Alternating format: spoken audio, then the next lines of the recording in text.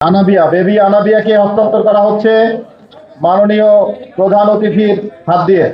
Baby মিনহাকে হস্তান্তর করছেন আমাদের নারায়ণগঞ্জের আমাদের অভিভাবক।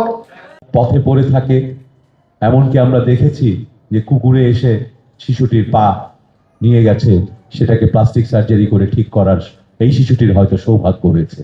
এমনি হাজারো শিশু হয়তো প্রাণ হারাচ্ছে, তাদের জীবনের শুরুতেই জীবন অবসান হচ্ছে, যেটা হওয়ার কোনো কারণ ছিল না যদি আমরা রাষ্ট্র এবং সমাজের পক্ষ থেকে সেই নিরাপত্তাটুকু দিতে পারতাম। তাই আমি নীতিগতভাবে এই নিউবর্ন হাবের যে আইডিয়াটা, সেটিকে সর্বাত্মক সমর্থন করি। অনেক আগে আমাকে বলেছিল, দুঃখজনক হচ্ছে আমার একটা ফ্যামিলি ইস্যুর কারণে আমি জয়েন করা সম্ভব হয় নাই।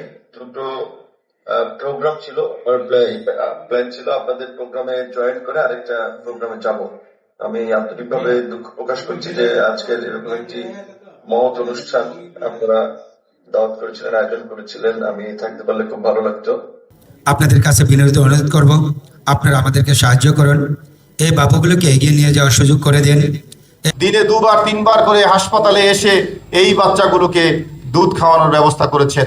ডক্টর AFM মশিউর রহমান স্যারকে ক্রেস্ট প্রদান করছেন ডক্টর মুজিব নিউবর্ন ফাউন্ডেশনের প্রতিষ্ঠাতা ও president professor doctor Mujibur Rahman. বাবুগুলোকে এগিয়ে নিয়ে যাওয়ার সুযোগ করে দিন। এই বাবুগুলোকে রাষ্ট্রের মর্যাদাপূর্ণ বিভিন্ন পরিবারে পৌঁছে দেওয়ার ব্যবস্থা করে দেন। 10টা ফ্যামিলি যদি জানতে পারে যে পথ নবজাতকদের এখানে চিকিৎসার ব্যবস্থা আছে, পথ নবজাতকদের এখানে আশ্রয়ের ব্যবস্থা আছে, এই বাবুগুলিকে আবারও বলছি, কেউ রাস্তাঘাটে ডাস্টবিনে ফেলে দিবে না।